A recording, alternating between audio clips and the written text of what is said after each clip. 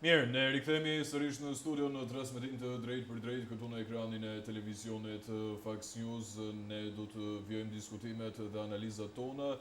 Kjo për shkak se Shqipëria sot vendos për fatin e saj të ardhshëm, për fatin dhe qeverisjen 4 vjeçare. Me mua në studio është bashkuar Bledi Dika, politolog, mik i hapësirave informative të Fox News. Bledi, të përshëndes, faleminderit që je sot në Fox News. Albi, faleminderit për ftesën, kënaqësia ime. Bledi, deri në orën 16, një pjesëmarrje prej 36.60% në rang vendi. Kjo është deri në orën 16, kam përshtypjen që updatimi do të bëhet shumë shpejt, por jemi në këto shifra. A prisje një pjesëmarrje më të madhe, një ecuri më të madhe të qytetarëve, të cilët kanë pjesëmarrja ushtrojnë të drejtën e tyre të votës. Pjesëmarrja është në kuadër dhe të analizave më parshme që mund të kemi bërë, ndoshta edhe këtu në këtë studio, lidhet me faktin, sot është pjesëmarrja disi më e vogël, domethënë flasim për të njëjtin orar të 4 viteve më parë. Se edhe 4 vite më parë ka qenë pothuajse e njëjta që ndërkohë në rang vendi ka qenë përqindja totale ka qenë 46 diçka e tillë. Mendoj se do ta thyejmë këtë linjë, këtë tavan? Besoj që në total, domethënë deri në momenti kur mbyllet votimi, besoj që pjesëmarrja mund të jetë disi më e vogël për disa arsye. Një nga arsyet themelore, fundamentale, besoj që ka të bëjë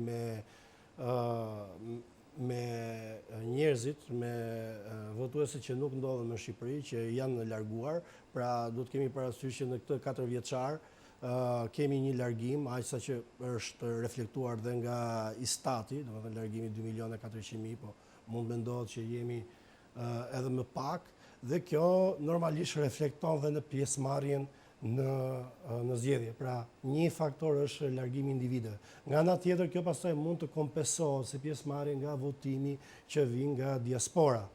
Pra, si thua, këto zgjedhje duke qenë për herë të parë, duke futur elementin e diasporës, në qoftë se do të vlerësonin dhe analizonim pastaj pjesëmarrjen, pra duke patur parasysh që për herë të parë voton dhe diaspora, janë disi atipike, në sensin që mund të kemi një pjesëmarrje më të ulët në vend, pra votuesi që votojnë drejt për drejti në Shqipëri, dhe normalisht kësaj pastaj i shtohet një pjesëmarrje, një ekstra, një plus të votuesve që votojnë nga diaspora.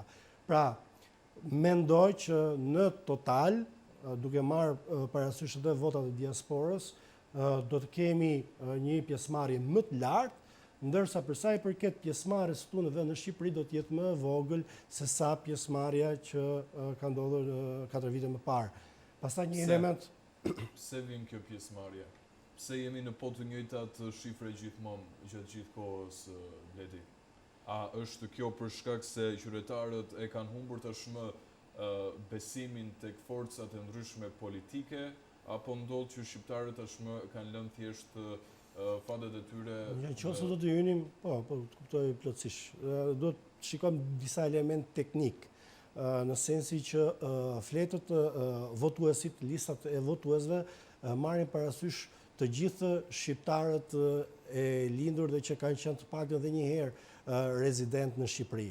Dhe nuk merr parasysh për shembull sa janë larguar, sa janë emigrim.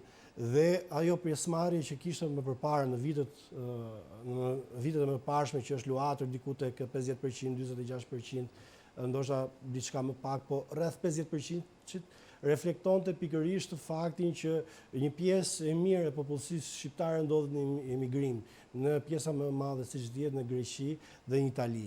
Pra, kur flasim për pjesëmarrje 50%, kemi parasysh dhe atë shqiptarin që është larguar 20 vjet ose 25 vjet më parë nga Shqipëria dhe punon në Itali dhe punon. Prandaj ka qenë për kjo përqindje 45-50%. Normalisht në këto zgjedhje janë zgjedhje që vinë mbas 12 viteve qeverisje të Partisë Socialiste, të një rikthimi të PD-s, pra të një rikthimi, le të themi, si një parti tashmë efort, pra që i ka evituar, që i ka mbyllur luftën e brendshme, pra rikthehet si një parti solide që kërkon të marrë pushtetin. Në këtë kuptim, mendoj që votuesit e djathtë, pra votuesit e Partisë Demokratike ose të opozitës, do të jenë më të motivuar se kur për të qenë në këto zgjedhje, për të votuar. Të motivuar në çfarë kuptimi, Bledi, se nga ana tjetër kemi kryeministrin Rama, i cili në daljet e tij publike, por edhe përgjatë gjithë fushatës elektorale, ka theksuar vazhdimisht fitoren e tij dhe madje dua të rikujtoj edhe bastin që ka vendosur në Kuç me 78 mandate minimum. Aty bëri dhe një gabim në mbledhjen e mandateve eventuale, kur po mblidhte, domethënë një mandat, 2 mandat, kaloi bëri një gabim matematikor, diçka që ka 78 mandate minimumi, por 78 mandate minimumi, duhet të kujtoj që 2021 nga marrë 74, pretendon rritje në këto zgjedhje. Në analizën tënde, në njohjen tënde, diturinë tënde, a qëndron që pas 12 viteve qeveri, me të mirat edhe me të gjitha problematikat që mund të hasë një qeveri, kushdo qoftë ajo, të rritet niveli mandateve? Në radhë parë duhet të themi që është e pamundur, është pamundësi absolute, mund të themi matematikore, që dikush të parashikoj sa mandate të paktën në këto zgjedhje në Shqipëri, sa mandate do të marrë. Për disa arsye. Një nga ato arsye që është e panjohura e madhe është vota diasporës, që do të ketë ndikimet e saj që mund të ndajë 2, 3, ndoshta edhe 4 mandate. Arsyeja tjetër është që nuk mund të bëhen parashikime të aspekteve totalisht subjektive, që është dëshira e individit dhe votuesit për të votuar njërin ose tjetrën parti. Pra nuk mundet as kryeministri, as kush që të parashikojë që ky individ është i kënaqur si do të votojë. Mund të bëhen stima probabilistike ose stima që të vinë nga sondazhet. Pra e vetmi element që mund të japi, si thua, një orientim të votës mund të jenë sondazhe, por do të kemi parasysh që sondazhet që janë do të kemi parasysh diçka që sondazhet që janë bërë në Shqipëri në këto posaçërisht në këto zgjedhje kanë pasë problematika shumë të mëdha. Problematika që lidhen që me ideimin, kampionimin e individëve të marra në sondim, kanë bëjnë me kohën kur është bërë sondimi. Pra problematika teknike që si thua tjetërsojnë perceptimin, që mund të ketë një publik ose që mund të ketë një qytetar që shikon që sheh rezultatet e një sondazhi. Një nga arsyet është kjo, kur bëhet një sondazh, pra ka një kohë sepse sondazhi është fotografi e një çasti të caktuar. Pra kur unë bëj një sondim, duhet të kem të specifikuar periudhën e sondimit. Nuk mund të ashtri sondimin deri për një afat shumë të gjatë, sepse ndërkohë që të ka marrë një individi X, i ka marrë pëlqimin në sondazh, ai gjatë kohës mund ta ndryshojë. Pra e gjithë fushata zgjedhore shërben pikërisht për këtë, për të pavendosur që të ndryshojë votën, por edhe për dikë tjetër që mendon që të votoj X parti, në fund fare mund të votoj parti tjetër. Ja pse sondazhet bëhen me kohë të ndryshme, për shembull çdo kompani serioze që bën sondazhe bën disa, bën një sondazh të parë, një sondazh të mesëm dhe një sondazh të fundit, bën dhe exit pollet e famshëm. Pra, neve nëse del një sondazh i parë, një kompani, domethënë nëse ai sondazh fotografon sondazhi që domethënë do të jepte një rezultat më afër të vërtetës, do të ishte sondazhi i fundit. Pra, sondazhet që bëhen të parat mund të manipulohen ose të tjetërsojnë perceptimin, sepse mjafton që një kompani mos humbi emrin dhe prestigjin e saj, mjafton që sondazhin e fundit ta nxjerrë sa më afër. Por ndërkohë që këto sondazhet e para dhe të dyta, si thua, e ka tjetërsuar, nuk kanë qenë të sakta, ato krijojnë efektin e orientimit votës. Sa të afta janë këto sondazhe që të tregojnë vërtet orientimin e votës, Bledi, se në një farë mënyrë sondazhet e kryera nuk kanë një lloj transparence për kampionin e marrë Absolutisht. në studim, apo qoftë edhe mënyrën dhe atë se për çfarë është Metodologjinë.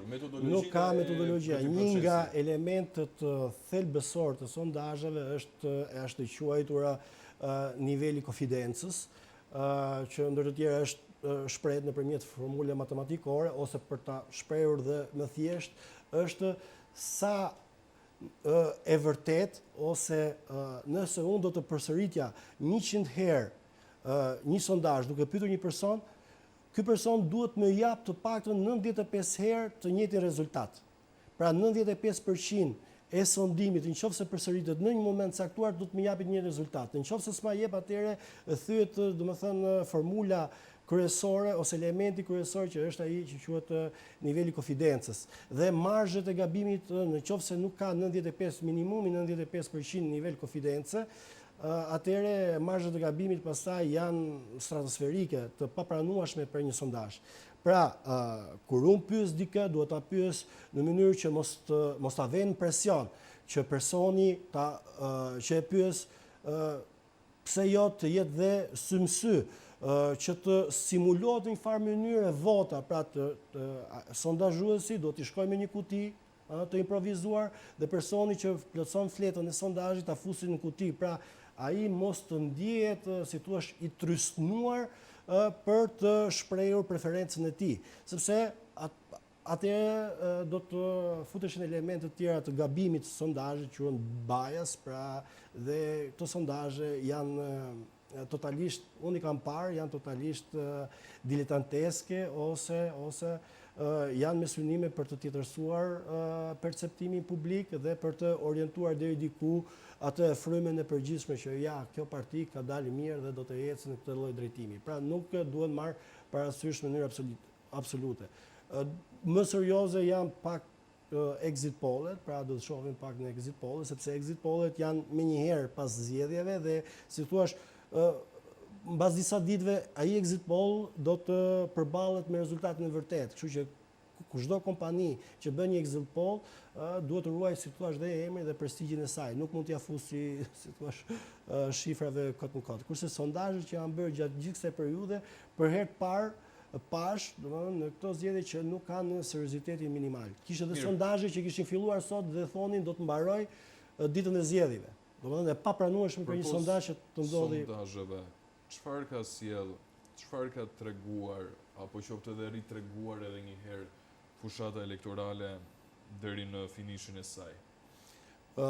Se kemi diskutuar të dy së bashku, po tani është momenti që duke patur parasysh që jemi në më një orë e gjysmë përpara mbylljes së këtij procesi, për gjithë ata të cilët mbase nuk kanë votuar, ta marrin një farë mesazhi nga ana jote, gjithmonë në analizën e mirë detajuar, të paanshme, gjithmonë për të mirën e vendit.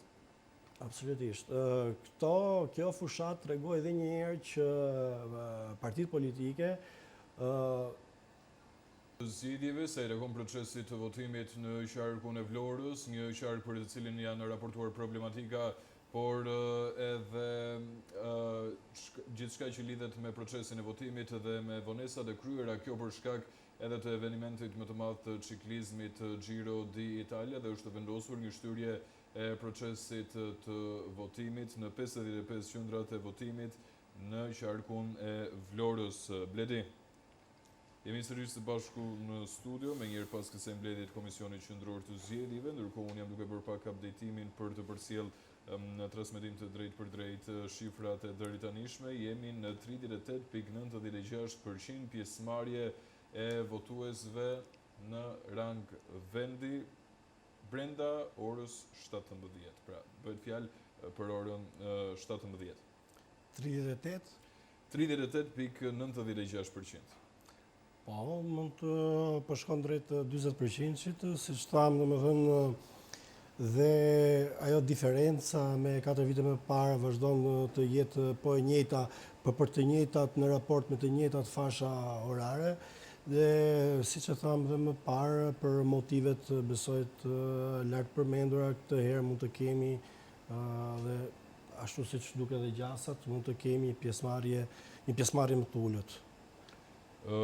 Ndërkohë, ishim duke diskutuar edhe gjatë momentit kur ne ishim duke ndjekur mbledhjen e Komisionit Qendror të Zgjedhjeve, Bledi, për mënyrën dhe atë se çfarë ka ndodhur gjatë këtyre ditëve, jo vetëm të fushatës, por edhe në ditët e fundit janë raportuar incidente, janë raportuar problematika, ka padur të shtëna me armëzjarje në disa pjesë të vendit tonë, dyshohet për shkak të blerjes apo shitjes së votës nga eksponent të disa partive në vendin tonë. Dua të di pak mënyrën se si ti e ke lexuar këtë situatë, e cila deri më tani është e paraqitur e qetë, por nuk i di se çfarë ndodh më vonë, sepse kemi përpara procesin e numërimit, një proces ai i cili do të zgjas po ashtu nga ana tjetër. Zakonisht edhe nga akuzat që janë bërë dhe më përpara, si thua, tjetërsimi i vullnetit të qytetarëve nuk bëhet më në momentin, në ditën e numërimit të votas ose në momentin e numërimit të votave, por ka një lloj inxhinierie tjetërsimit të votës shumë kohë më përpara, pra përpara se sa qytetarët shkojnë dhe të hedhi votën. Dhe kjo është e problematike, incidentet të cilat duhet ishin evituar me çdo kusht në këto zgjedhje, aq më tepër duke patur parasysh që kemi dhe një task force të SPAK-ut e tjerë që mbikëqyr krimet zgjedhore, KQZ-ja gjithashtu duhet të ishte të paktën dhe në rastin e Vorës që kemi parë duhet të ishte më aktive. Unë i shikoj shumë problematike, edhe pse duken të vogla, për tipologjinë e këtyre zgjedhjeve dhe rezultateve që mund të prodhojnë këto zgjedhje. Në çfarë kuptimi? Në kuptimin që përflitet ose kemi parasysh që këto zgjedhje mund të luhaten deri në momentin e fundit dhe tek 1 ose 2 deputet. Pra, maggioranca, që të kemi maggiorancë, do të kemi 70+1 deputet. Dhe nëse 1 apo nga 2 nga këto eksidentet shkojnë dhe ndikojnë sikur dhe në një mandat të vetëm, atëherë zgjedhjet janë totalisht të cënuara. Pra, nuk duhet të mendojmë që këtu duhet të bëjë një batërdije e madhe me kamione tjerë që vinë të tjetërsojnë votën. Nuk bëhet për këtë lufta. Lufta bëhet për 71 mandate. Pra, kush ka 71 mandate, ka mundësinë të krijojë një qeveri. Dhe nëse ka incidente që sikur të ndikojnë edhe tek 1 mandat i vetëm, atëherë këto zgjedhje janë të problematike. Pra, mund edhe pse jo të kontestohen.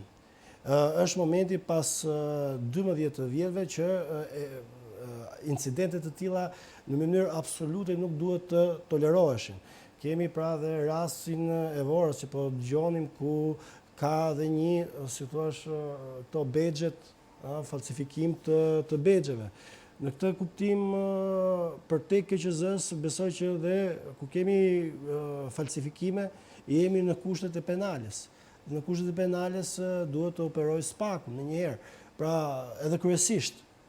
Kështu që duhet parë në vazhdim, po nëse dëmi është bërë, këto zgjedhje është gjë e rëndësishme. Nëse dëmi bëhet në zgjedhjet proporcionale që siç janë në Shqipëri, është e pamundur të kthehen mbrapsht. Pra ndryshe ndodhe një magjoritar që edhe nëse ka një zonë zgjedhore mund të ribëhen zgjedhje sepse mund të jenë 2 kandidatë kokë në kokë, në zgjedhjet proporcionale rajonale, nëse bëhet dëmi, mund të sanksionohen individët e tjerë, por ama dëmi ndodhet në kuti dhe kutia numërohet. Pra, janë tetë problematike nëse këto incidente vërtetohen të tilla. Si do të jetë tendenca, Bledi? Tendenca me këto raportime që shikojmë, domethënë në shumë zona të ndryshme, persona që qëndrojnë duke bërë presion në kutitë të votimeve, individ që hynë me bexhe, njerëz që mbajnë lista.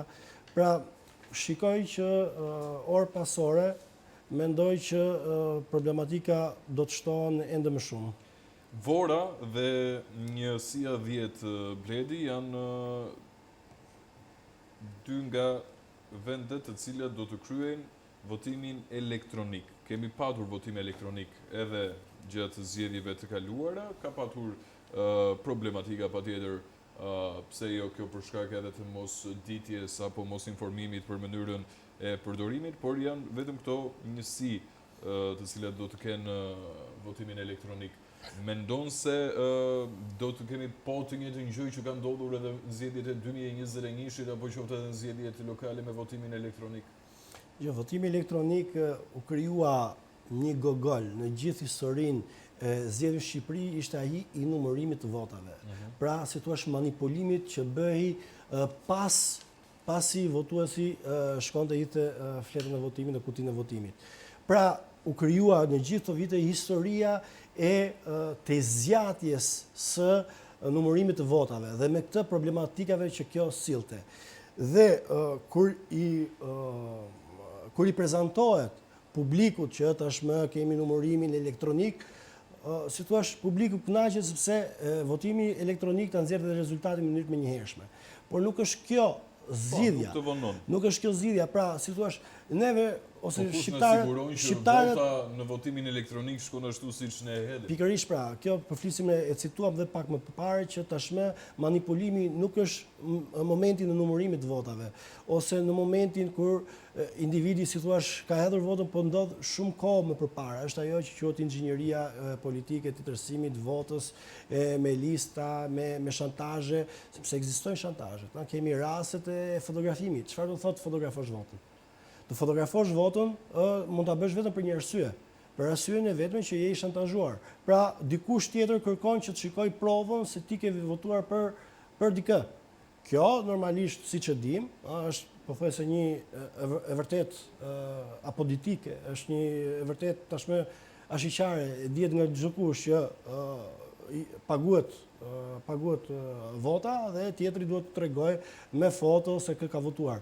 Pra, është një praktik totalisht e dënueshme dhe ndonjëherë dorë nga këto praktika në Bledi se ky ishte një moment.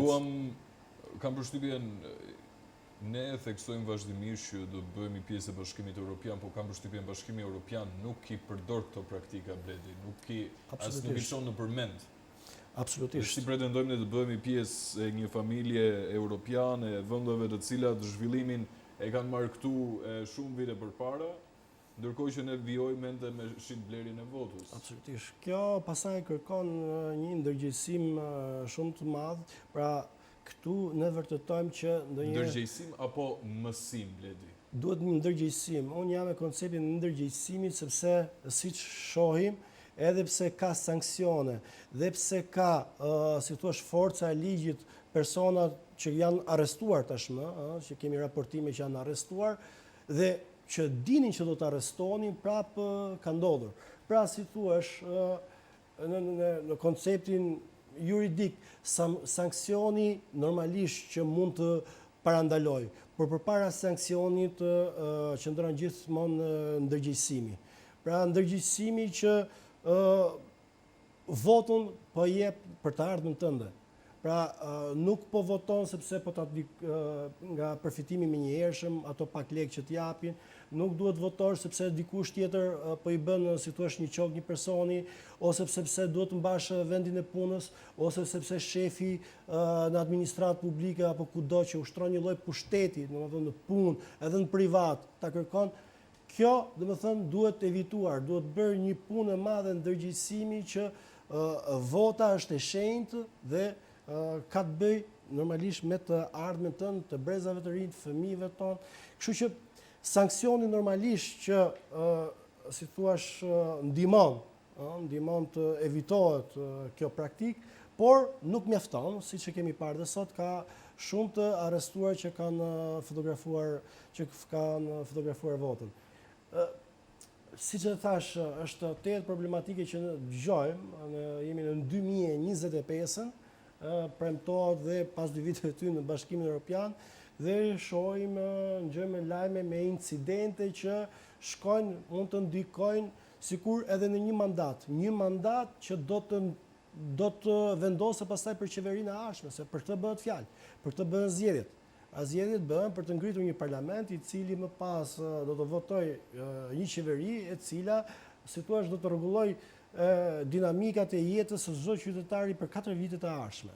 Dhe është thelbësore që mos të ketë fare, domethënë, incidente të tilla. Mund të ketë incidente, po jo të kategorisë që të hynë, domethënë, të hynë me bedxhe, të falsifikuar në për qendra votimi. Një problematik tjetër është dhe kjo, e shtyrjes orarit në Vlorë. Është një problematik sepse një nga artikulli neni 45 i Kushtetutës thotë ndër të tjera që vota është vetjake, barabartë, e lirë dhe e fshehtë. Kur flasim për votë të barabartë, pastaj lidhet dhe me disiplinimin që është bërë në kodin zgjedhor, që parashikon, që parasheh që votat duhet të ndodhë në votimi, procesi votimi duhet të ketë një harë kohor të mirë përcaktuar. Pra, në mënyrë që kush voton të ndihet i barabartë. Pra, nuk mundet që dikush të shkojë të votojë në orën 10, ndërkohë që mund të ketë ndalur exit pollet dhe të mund të jetë ndikuar nga, si thua, drejtimi që mund të ketë marrë vota. Kjo është e papranueshme. Kodi zgjedhor parashikon vetëm 2 momente ku mund të shtyhet procesi votimit. Një moment është kur kemi dyndje të mëdha, domethënë në qendrat e votimit, dhe nuk mjafton koha për të votuar gjithë, kështu që shtyhet që të votojnë gjithë. Dhe momenti i dytë është problematika që kanë bënë me KQZ-n, me probleme të tipit logjistik, pra kutijat e prishura etj. Pra, në rastin specifik të Vlorës, pra kemi të bëjmë me Giro d'Italia, është një eveniment që nuk ka të bëjë fare me vullnetin e popullit.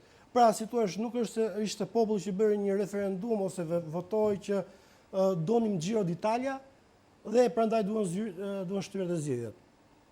Pra, është një eveniment sportiv, le të themi, privat, nuk është konsultuar shqiptarët a duhet bërë apo nuk duhet bërë. Normalisht, unë jam një tifoz vetë i Giro d'Italia se ndjek, por kjo duhet, pra, kush organizoi eventin, duhet në të njëjtën mënyrë të kishte organizuar mbarvajtjen e zgjedhjeve. Pra, për një deficiencë të administratës shtetërore të qeverisë për të garantuar të drejtën e votës nuk mund të shtyhet. Pra, ishte në detyrën dhe në detyrat e qeverisë të KQZ-s që të garantonte procesin e mbarvajtjen e votës. Bledi, e fillove të përmendje pak herët, nismën që ka ndërmarr prokuroria e posaçme kundër korrupsionit dhe krimit të organizuar për krimet zgjedhore normalisht, Bledi.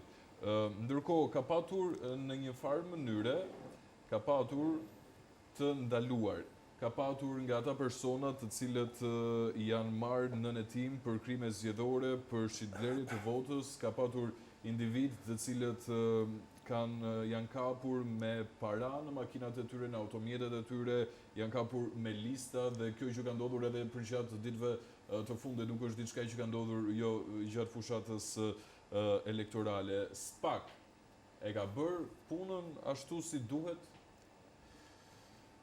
Jo, unë SPAK nëse, le themi, nëse normalisht është të vështirë, besoj që është të vështirë të ketë parandalim të krimit në mënyrë totale.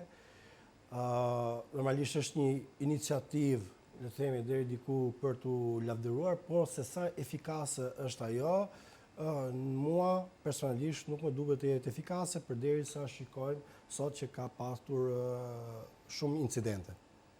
Incidente që mund të titërsojnë në analizë të fundit edhe, si thua, kompozimin ose të qeverisë të ardhshme.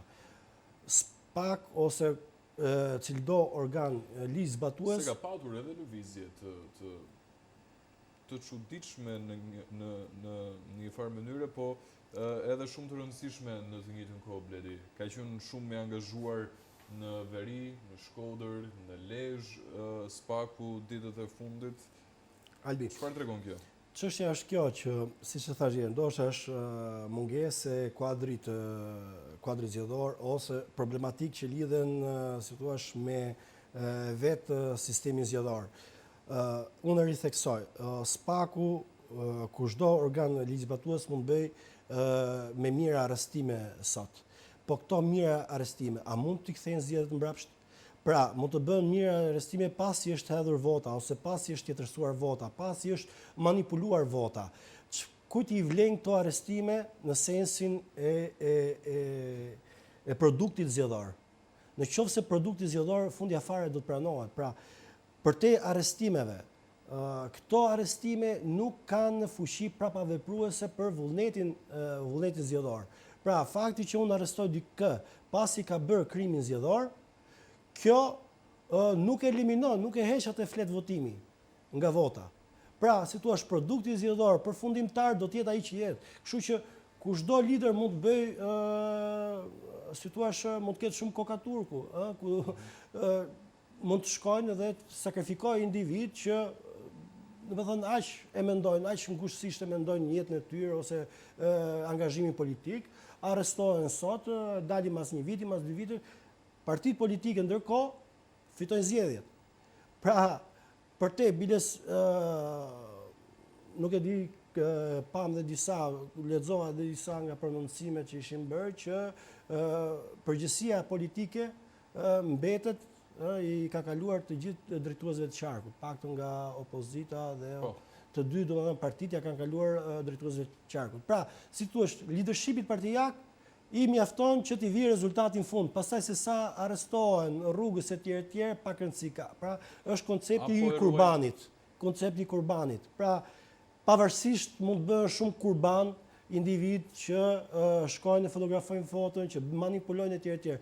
E rëndësishme fundja fare për këto zgjedhje me sa duket është rezultati final. Po e mbrojnë votën të dyja kampet kryesore, Bledi?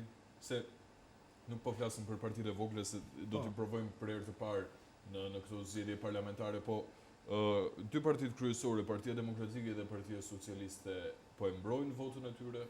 Se zoti Berisha tha që po e mbrojnë dhe do vazhdojmë ta mbrojmë deri në minutën e fundit. Nga ana tjetër, kryeministri Rama është i sigurt në fitoren e tij të thellë. Kur është i sigurt? Ka një problematik me konceptin e mbrojtjes votës, sepse kush është në pushtet nuk ka pse të mbroj votat përderisa, si thua, organet që kanë monopolin e forcës, siç është policia në këtë rast, është pikërisht e një qeveri e caktuar që fatkeqësisht në Shqipëri, qeveri, parti, pothuajse janë për të njëjtë, janë të vërteta që dihen. Pra nuk e ka Shqipëria të emancipim politik dhe shtetëror që, si thua, organi shtetëror e tjerë të shkëputet tërësisht nga partia politike. Pra, si thua, duket si një nonsens politiko-logjik të thuhet që qeveria do të mbroj votën ose partia në pushtet do të mbroj votën sepse pikërisht ka pushtetin. Normalisht në Shqipëri votën e mbron, nuk ka pse ta mbroj, po fatkeqësisht ndodh, e mbron opozita ose partitë që janë në opozitë. Dhe se sa po e mbron, unë shoh që ka domethënë elemente partisë të opozitës që ikin dhe po ngrinë zërin në qendra të ndryshme të votimit. Por se sa efikase këto janë, domethënë është për të parë në vazhdim. Sepse në momenti që vota hyn kuti, ajo pastaj domethënë, si thua, lufta me manipulimin është humbur. Vetëm nëse e vetmja mënyrë, domethënë, e mbrojtjes votës për te kësaj përballje me individ që bëjnë në mënyrë groteske, dalin aty dhe cënojnë njerëzit, të intimidojnë e tjerë, është ajo e dokumentimit të gjithë problematikave që ka procesi votimit dhe raportimi aty në organe pastaj që, si thua, certifikojnë zgjedhjet që është ODIHR-i. Pra, pavarësisht se ata pastaj kanë të deleguarit e tyre që monitorojnë zgjedhjet. Pra, e shoh shumë të vështirë, si thua, mbrojtjen e votës në kohë reale, por gjithsesi nëse vota nuk mbrojnë në kohë reale, çfarë ndodh më vonë, se më vonë merr fund gjithçka pastaj. Po numërua vota Pikërisht pra ky kopsitet për partinë përkatëse. Ky është dhe problemi me sapo dëgjoj, por besoj që vetmja mënyrë kohës reale është pikërisht kjo që po bën tashmë opozita, që si thua është prezente në qendrat e votimit me eksponentë të saj politik, me kandidatët për deputet etj. Mjafton është fjalë e madhe. Për mua nuk mjafton. Për mua nuk mjafton të mbrohet vota duke qenë vetëm në qendra votimit. Duhet ngritur në nivele institucionale problematike. Ngritja e këtij komisionit e rregullator së fundmi është një element, drejt cili duhet, ose një shembull nëpërmjet cili duhet vepruar, ose duhet të veproj, si thua, opozita ku ka problematika të tilla. E kuptoj. Mirë Bledi, do doja që të analizonim pak së bashku në këto momente, pothuajse të gjitha qarqet dhe pjesëmarrjen e çdo qarku përkatës, ashtu për të kuptuar analizën tënde, për të kuptuar mënyrën tënde të logjikimit dhe leximit të të gjitha këtyre zgjedhjeve. Mendimin e regjisë do doja që të më vendoste në dispozicion edhe grafikët. Ndalemi tek qarku i Shkodrës. Qarku i Shkodrës ka 261.579 votues në total, prej të cilëve deri në orën 17 kanë votuar 70.958 ose ndryshe 33.61%. Bledi. Është pjesëmarrje e ulët, nuk kemi domethënë një tabelë krahasimore domethënë me zgjedhjet e 4 viteve më parë, por 36% janë zgjedhjet, është pjesëmarrje e ulët. Pjesëmarrja e ulët Shkodra që është një zonë e nxehtë, shumë e nxehtë. Shkodra është një zonë e nxehtë në sensin që pritet që të dalë, domethënë numri i deputetëve që ka, i mandateve që ka, pretendohet që të ketë dhe partitë treta që mund të përfaqësohen. Dhe kjo e bën të nxehtë. E bën të nxehtë edhe për faktin që ndikimi i votës nga eksponent deri dje të krimit organizuar e tjerë, domethënë kemi parë përgjime e tjerë që flisnin për eksponent atashuar me krimin e organizuar që bënin dhe diskutime të natyrës politike se kjo do të në cilën anë do të qëndron një palë zgjedhës në tjetrën. E kuptoj. Bledi, diçka të fundit për ta përmbyllur qarkun e Shkodrës, se duhet të ndalen. Qarkun e Shkodrës besoj që do të ketë apo jo rotacion, se është kunja që ka theksuar. Besoj që do të ketë rotacion sepse dhe si thua pjesëmarrja e ulët tregon që pjesëmarrja e ulët zakonisht do të kemi një parim, kur kemi 12 vjet e pushtet, pjesëmarrja e ulët është e individëve që ose e qytetarëve që votojnë për pozitën, për pushtetin. Pra si thua janë të lodhur deri diku dhe domethënë nuk janë kaq shumë të motivuar për të dhënë mandatin e 4 sepse janë velur, le të themi, me 12 vjet. Është opozita nga ana tjetër më e motivuar. Të paktën kështu lexohet në shkenca politike, por Shqipëria gjithmonë do të kemi parasysh është atipike. Është atipike. Jo se për këtë atipizmin apo edhe të çuditshmën u theksua që vendos kamerë e fshetë dhe Kris Lasevides, pavarësisht se ne shqiptarët jemi shumë të zgjuar. Çdo lloj problematike me procesin e votimit që mundet eventualisht të tjetërsoj vullnetin e zgjedhësve nga diaspora. Pastaj ma jepni pak grafikën tjetër, regjia, lutem. Grafikën e dytë. Po. Jemi 41%, pra 46% kemi një 5% që ende që ka diferencë me votat që janë hedhur në 2021. Kemi ende 30 minuta kohë. E mira është kush ka ngelur pa votura të shkojë të votojë, të shprehë vullnetin. Bëjmë një panoramim të situatës, Bledi. Qarku i Beratit deri në orën 18 është në 38.16%. Qarku i Dibrës ka 48.4% dhe interesant është qarku me përqindjet më të madhe. Qarku i Dibrës. Bledi. Ndërkohë vijojmë me Durrësin, regjia të lutem i vendos edhe në ekran për publikun grafikët. Durrësi ka 39.2%.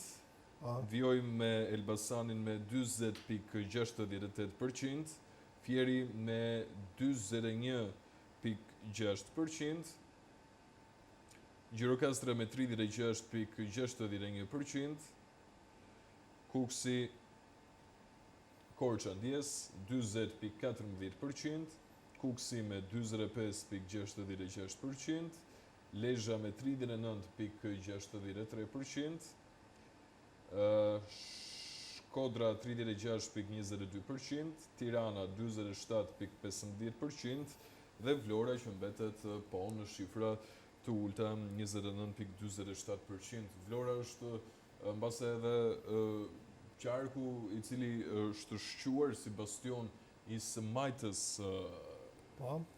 Bledi. Po, absolutisht. Kemi ndikon normalisht dhe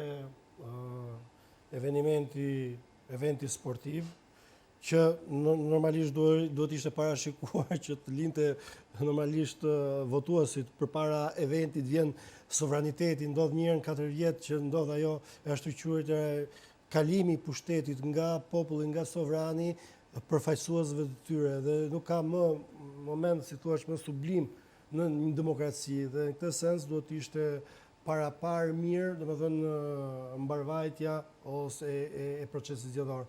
Përgjithsesi, sipas dhënave qofsha i gabuar, Vlora model që në 2021 ka pasur 34%, pra gjithsesi edhe në 2021 ka pas një përqindje të ulët, ndërkohë që Dibra ka pasur dhe që cituam pak më parë, dhe në 2021 ka qenë mbi atë dhëna që po lexoj është mbi 50%. Në 2021 ka patur Vlora, ka patur vetëm 4% më shumë se ç'është 34 model aktualisht. Dhe Dibra mbi 50%, Tirana ka një diferencë që është model mbi 50%, dhe Elbasani diku ka një 7% që domethënë më pak. Mirë, shiko se të dhënat updatohen nga minuti në minutë. Gjithsesi Bledi kam përshtypjen do të kemi shumë pak diferencë të vogla. 25 minuta. Nuk e di, e ka lënë gjithë për momentin e fundit. Jemi në 41.21%. Po, shpresojmë që të rritet. Kjo është në të mirë demokracisë që pjesëmarrja të jetë sa më e madhe. Pse nuk votojnë shqiptarët, Bledi? E nisëm me këtë fenomen dhe duhet që ta mbyllim me këtë fenomen. Në këtë zgjedhje i kemi gjitha, pra kemi të gjitha motivet pse një shqiptar duhet votojë, duhet shkojë. Kemi një qeveri që një pushtet që ka konsumuar domethënë 3 mandate dhe nëse ka bërë mirë të 3 mandate duhet jetë i motivuar, domethënë ai që simpatizon pa person për të shkruar për të votuar. Nga ana tjetër kemi një opozitë që ka 12 vjet dhe si thua ka kaluar atë rotacionin që ndodhte një herë 8 vjet, ka kaluar me 4 vjet, pra sot më shumë se kur është momenti për të bërë rotacioni, pra nga të gjitha anët pikëvështrimit një simpatizant i pushtetit, i PS-s duhet shkojë të votojë sepse fushata elektorale e PS-s ka shpalosur arritje, domethënë që pretendon që ka bërë në këto 4 vite, pra nuk ka pse mos ikë të votojë. Nga ana tjetër, një simpatizant i opozitës duhet shkojë të votojë sepse është moment ku ndodhin normalisht rotacionet dhe ndryshe nga herët e tjera kemi dhe tash të quajturat partitë vogla që më shumë se kurrë janë konfiguruar si parti që mund të kenë përfaqësim politik në parlament. Pra edhe personat që janë skeptik, edhe elektorati është quajtur gri, ka motivim për të shkuar për të votuar. Pra nëse të gjitha këto elementet shkojnë dhe japin fuqi tezës që pjesëmarrja duhet jetë më e lartë, po ndërkohë kemi një pjesëmarrje të ulët, unë shikoj vetëm në lidhje me emigracionin që ka ndodhur këto vite. Pra, nuk është se nuk kanë shkuar shqiptar, po ato shqiptarë nuk ndodhen këtu, nuk janë në Shqipëri. Nuk janë në Shqipëri, sepse çdo element sipas analizës më çon në faktin që duhet shtohet pjesëmarrja, por fakti që në shtuar është thjesht sepse nuk janë këtu. Tani, në emigrim. Unë e di që është ende herët, po dua pak parashikimin tënd Bledi. Është vështirë të bësh parashikimin tënd. Si ndahen mandatet? Jo, parashikimi im, unë kam bërë dhe një kalkulim dhe domethënë zonë për zonë, duke patur parasysh tendencën. Ose më sakta formulojnë ndryshe. Qoftë Partia Socialiste apo qoftë Partia Demokratike kanë qenë në rritje apo kanë qenë në rënje? Unë besoj që Partia Demokratike është në rritje, sepse është e konsoliduar tashmë si parti, i menjanoi ato, si thua, luftrat e jashtme, luftrat e brendshme. Normalisht mund të ketë firo nga shisioni që ka bërë një nga partitë që është si subjekt që del direkt nga Partia Demokratike, që është ajo e partia e Zotit Sheaj, mund të ketë problematika firo në të sens, por besoj që fryma e përgjithshme unë e konsideroj në rritje. Nga ana tjetër, shikoj që 12 vjet sado arritje mund të ketë bërë, domethënë janë 12 vjet, pra kur mendon që duhet dhe një 4 vjeçar tjetër, 16 vjeçar tjetër, në demokracitë të shëndetshme është vështirë që të gjesh, domethënë një parti politike që vazhdon për 16 vjet dhe pretendon akoma më shumë duhet të ketë bërë mrekullira të jashtëzakonshme, gjë që nuk është se i shikojmë shumë të evidentuar në realitetin social, ekonomik dhe politik në Shqipëri. Dhe si ne themi vazhdimisht që fitoft më i miri dhe fitoft ai që shqiptarët duan të fitojë. Absolutisht. Në fund fare është, domethënë, ngel sovrani. Në këtë sens besoj që në këtë zgjedhje nëse do të jepja një parashikim, them që vota e diasporës është decisive, e tham dhe theksuam disa herë, dhe mendoj që mundet që në këtë zgjedhje mos të kemi një majorancë të... Të lutem, Bledi, do të jemi në një deklarat nga Partia Socialiste në këto momente, e ndjekim regjia, ju lutem. Votoni, sepse kjo vot është për të gjithë ata që duan një Shqipëri europiane e të mundësive. Dhe ju kujtoj, edhe pse koha është e shkurtër, nëse ju arrini në qendrën e votimit deri në orën 7, askush nuk ju ndalon dot që të ushtroni të drejtën tuaj të votës. Prandaj nxitoni dhe mos e humbisni këtë mundësi. Dhe gjithashtu një thirrje e veçantë kam për çunat dhe gocat e Vlorës. Sot Vlora ishte kryeqyteti i gjithë botës. Qindra miliona shikues të Giro d'Italia patën sot mundësinë të shohin transformimin e Vlorës. E pra, tani që të gjithë mund të lëvizin lirisht në qytet, e që gara mbaroi, nxitoni drejt qendrave të votimit për të hedhur një vot dhe mos harroni, pavarësisht orarit, për sa kohë jeni aty, e ka njerëz në radhë, në qendrat e votimit ju do të mund të votoni. Nxitoni edhe këto 20 minuta që kanë mbetur. Faleminderit.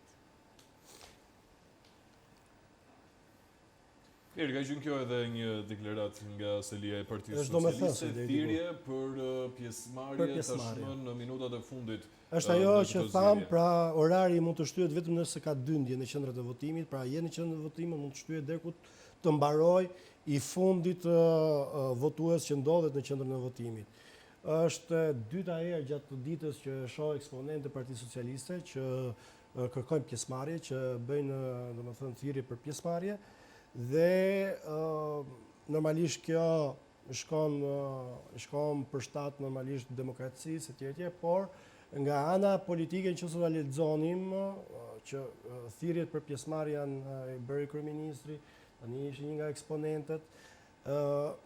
Kjo vjen ndoshta nga që eventualisht kjo është një supozim, pozita ndoshta nuk ndodhet në ato vota të pretenduara, pra në potencialin e votave të pretenduara, prandaj bën dhe si thua thirrje për votuesit për pjesëmarrje, domethënë është disa të Ndërkohë, Dibra, Tirana, Kuksi, Fieri, Dhe në një farë mënyre edhe Elbasani janë qarqet më me shumë pjesëmarrje në këto momente. Ja, dhe disa janë qarqe që besoj që mund të bëjnë Se dhe duke qenë diferencën. se janë këto qarqe janë edhe qarqe të mëdha, janë qarqe të cilat në një farë mënyre janë edhe vendimtare për qeverisjen e ardhshme. Mendon se gjithë politika është fokusuar në këto qarqe me më shumë mandate? Besoj që qarku Dibrës është një nga qarqet vendimtare, sepse ka qenë një qark historikisht i djathtë, por zgjedhjet e fundit është konvertuar, ka fituar e majta. Opozita pretendon që ta rikthej rezultatin atje dhe është shumë domethënëse dhe për faktin që ka, si thua, është numër tek, nëse gaboj janë 5 mandate. Janë 5 mandate, kështu që ndahet një mandat, mund të dalin 3-2 në favor të kujt ngelet për të parë. Gjithashtu qarku Elbasanit në zgjedhjet e kaluara ka dalë mos gaboj 8-6. Pretendohet pak nga opozita të dali barazim, nga pozita të dali 9-5. Qarku Beratit është një qark tjetër që është, si thash, problematik për opozitën, sepse ka pas një diferencë të lartë. Kështu që besoj që nëse edhe aty shkurtohet diferenca, atëherë mund të jemi në qarku Fieri gjithashtu ka pas një diferencë të lartë. Pra, si thua, pozita nga pjesa e jugut kërkon që të shkurtoj diferencën dhe nga pjesa e veriut kërkon që të rimarrë. Diferencat të larta, diferencat të ulta, për ta mbyllur, Bledi, ma jep verdiktin tënd për mënyrën se si ti e lexon. Besoj që mund të kemi fatin e Kosovës në këtë zgjedhje. Do të kemi fatin e Kosovës. Fatin e Kosovës që nuk do të kemi Çka do të thotë që asnjëra palë nuk formon dot qeveri. Po. Dhe fatin e Kosovës tashmë, domethënë fatin e Kosovës sensin që nuk ka një parti që të ketë majorancë absolute. Pastaj se sa pas zgjedhjeve një parti do të jetë aftë që të bëjë majorancën edhe me partitë e reja atëherë të jetë për formuar qeveri, atëherë ndryshon sepse në Kosovë Kurti nuk po ja del bëj një aleancë. Por i ka mundësi që të krijohet një qeveri, por e vetme e ka të pamundur. Dhe unë besoj që këtu e vetme besoj që nuk janë gjasat pak nga analizat që kam bërë dhe nga vota diasporës që do jetë decisive që mos të ketë një forcë vendimtare që të marrë majorancën absolute pra 71 deputet edhe më lartë. Bledi, falenderoj shumë që ishe sot në Faks News, të falenderoj shumë për analizën e deri tanishme, si gjithmonë është kënaqësi. Faleminderit, kënaqësia ime.